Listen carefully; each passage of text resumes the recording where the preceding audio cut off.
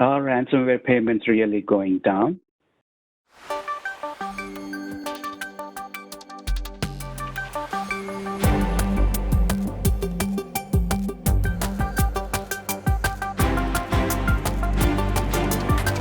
So, Ganesh, I understand you found some recent research around ransomware that's quite compelling. Could you share more about that with us? Yeah, thank you, Mike.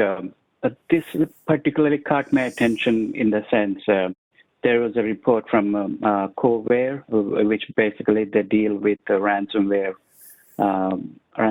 attacks and basically mitigation, that kind of stuff.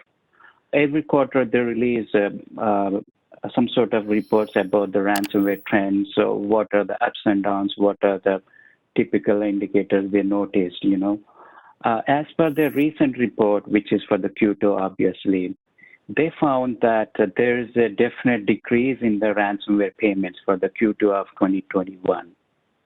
I mean, it's not typical, right? You see something is dropping, especially with respect to ransomware. All the time we hear is what are the stuff it does with ransomware, what are the bad things it does. But there's a little bit of positivity in the sense ransomware payments have dropped down. That's actually the interest for me to basically dwell a little bit further into this report. So as per them, what is the drop? There was about 38% drop from Q1 2021 to Q2 from about, I think, the current ransomware amount is about $136,576, which dropped from about $220,000. That's about 38% drop. And another interesting statistics I felt is interesting is 80% of these attacks involved some sort of leakage of accelerated data. It seems there's a slight increase from Q1, about I think 5 to 6% increase from Q1. Okay, and another interesting attribute they given is what are the top ransomware families, maybe variants, which are responsible for increase in these attacks in the Q2. As per them, Sodino Kirby, which actually accounted for about 16.5%, followed by Conti V2, I think version 2, which is about 14%, and Avedon, 5.4 places. I think it's a new one which gained 3 places from the last quarter. And the next statistic is not surprising to all. These basically talks about what are the common attack vectors. Obviously, the first one is by brute forcing RDP credentials. That means RDP compromise, followed by email phishing, and the upcoming is software vulnerabilities. And any of other that basically categorized into other buckets. Why the specific interest in software vulnerabilities? It's not surprising in the sense now most of us folks are working from home, right? So we are relying on VPN and firewall appliances. And as per them, those are some of the unpatched devices were the prime targets, like unpatched VPN as well as firewall appliances. They're the primary target to basically exploit their software vulnerabilities. And they included 2 instances of Fortinet, I think, which has a CVE from 2018, and SonicWall, which has a CVE from 2019. By saying those CVE numbers, you pretty much say that they are not recent one, right? They're like at least a couple of years old. But I guess we all know there are vulnerabilities out there and devices out there which has not been patched up to date, right? I think that's how these 3, maybe more ransomware families are trying to exploit these software vulnerabilities. And again, 75% of these attacks occurred against companies with less than 1,000 employee base. That means we can say small to medium-sized companies were the prime targets. What could be the reasons? I think the reasons could be these smaller companies doesn't have as large a budget as bigger companies to deal with these kind of security controls, right? And most of these companies, it seems that they rely on outsourcing some of their services. So basically, because it's outside their realm, whatever the vulnerabilities may be, the scope or openings the outsourcing companies have, they provide another vector for these companies to be compromised. And another interesting stats is average downtime days decreased slightly to 23 days. I think since the attack from the basically it has been mitigated, maybe the backups have been restored, whatever the after attacks has slightly decreased to 23. I think the stat they gave is 15% drop from Q1. That's the sum of the stats, which I felt very interesting, and I would love to actually explain them. But what are the other consequences? So what led to decrease in ransomware payments? They have some theories, and maybe because of this, maybe it could be the reason actually there is slight decrease in payments, right? Since May, we all know we actually witnessed 3 major ransomware attacks targeted against U.S. supply chains, right? The very first one is Colonial Pipeline, a fuel provider, the JBS meat supply company, and Kasina. I think it's the most recent, which is a Florida-based IT company. Of these 3, basically JBS and Kasina attacks have been attributed to REvil ransomware gang. Okay, now what's the significance of this ransomware gang is basically REvil, maybe slash actually Sodinokibi, which I mentioned before is the top ransomware family, is based from the REvil gang. It's thought to be based out of Russia, and I think they operate from Russia. So since these attacks, what happened is our President Biden administration has increased the pressure on Russia to act on these cyber gangs operating from their borders to take some action. So because of this reason, it seems that REvil went dark on July 13th. Okay, that's a good sign because it's a top ransomware, there's a decrease in payments. But the way REvil or any big ransomware gangs operate is they have affiliate groups actually. They're very small, close knit of affiliates. They operate on the model called Ransomware-as-a-service.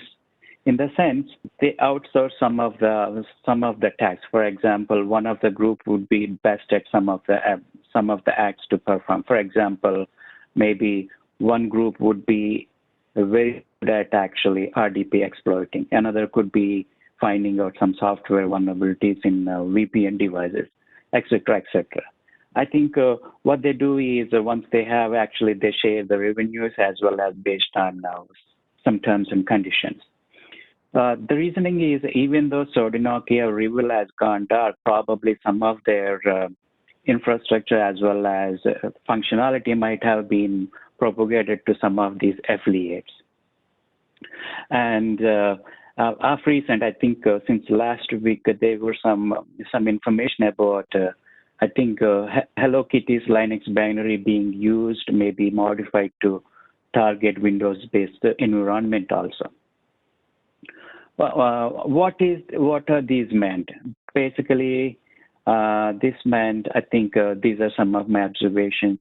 While probably the ingress method may be changing in the sense, basically the initial compromise may be changing based on the availability, but once they compromise a victim, the methods to escalate and move laterally are almost repetitive, right? I think escalate to admin-like privilege, admin-like account, maybe root-like privilege, and they try to move laterally, right?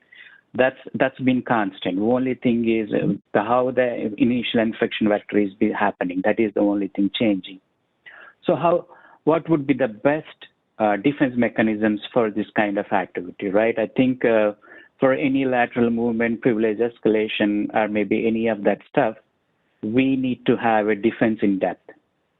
And also maybe multi-factor authentication is vital. It's known, I think most of these ransomware gangs don't have that perceived knowledge of handling with the multi-factor authentications.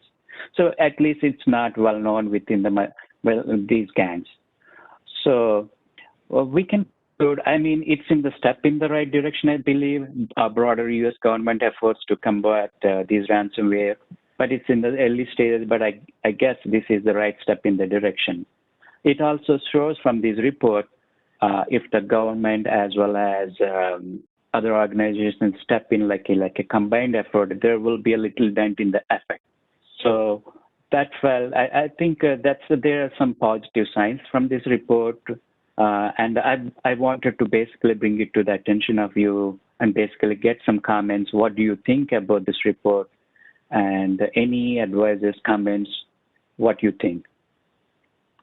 Well, it's interesting because as a result of the Colonial Pipeline attack, certainly that got a lot of attention of the American government in a much more obvious and overt way than presumably was occurring in the past. Certainly ransomware is no new thing. It's been around for quite some time. And certainly law enforcement has, had efforts underway to circumvent that, previously. But the Colonial Pipeline was really sort of, and its macro effects to the American economy and the American citizenry, really sort of, woke the sleeping dragon, if you will. And as a result, there's been some speculation that a number of ransomware gangs that we saw exit operations, at least for the time being, and disclose their encryption keys and then try to take the money and run, were doing so out of fear that the U.S. Agencies would be more aggressive in targeting them and tracking them down. And what you saw as they were leading up to that, key disclosure and kind of exiting was that they were no longer negotiating ransoms. They were basically taking whatever the last offer was from the victim. So if they went in and said, we want, $500,000, and the victim said, I'll give you $50,000, they would usually negotiate back and forth a little bit and end up somewhere, kind of between X and Y. But, those affiliate actors knew that they planned to release the keys on date X, and they were taking as much money as they could on the way out. So whatever the last standing offer was, they took. And that activity alone would certainly drive down the average and even the median amount of ransom that is reflected in this report. Certainly not the only reason, I would imagine, but I think it's definitely a contributing factor. I did think it was interesting about the initial infection vectors. I mean, we've been talking about RDP facing the internet as being a giant red flag, a really bad idea. Sure, it's convenient, but it's a really bad idea for years. I mean, this is again, not new. And so I was actually surprised somewhat to see that was actually as large as it was as a percentage of the initial infection vectors myself. Because again, if you're going to have that out there, put it behind a VPN with two-factor authentication. That way, you've got that interface secured, and you're not going to become one of these statistics. Yeah, and also I think they also mentioned the RDP scanning, maybe brute forcing whatever the exploitation vector is top because it's the least expensive of all. I mean, you just need just a reliable scanner, and you're going to find it, right? And most oftentimes, you get the initial entry. So like you said, it needs to be dealt with, as well as anything related to, privilege escalations, some sort of lateral movement. But maybe that is one of the reasons that the target of employee size is the companies are maybe below 1,000 employees. I think probably most oftentimes they have enough resources to maybe put security personnel to take care of these kind of basic necessary steps. But I think this is kind of a wake-up call. Start from somewhere, hardening the initial vectors, maybe work it from there.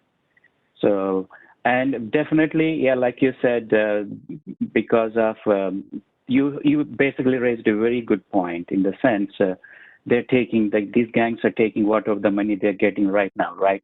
They don't want to lose it. Just get it, whatever it is, and just leave the scene. And also,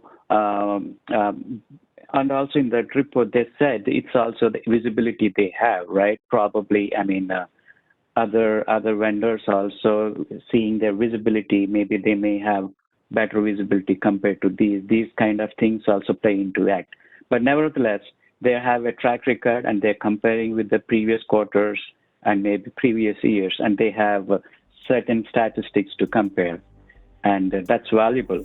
And there's a fact there's a decrease in the amount is encouraging, and it's the right direction, I believe.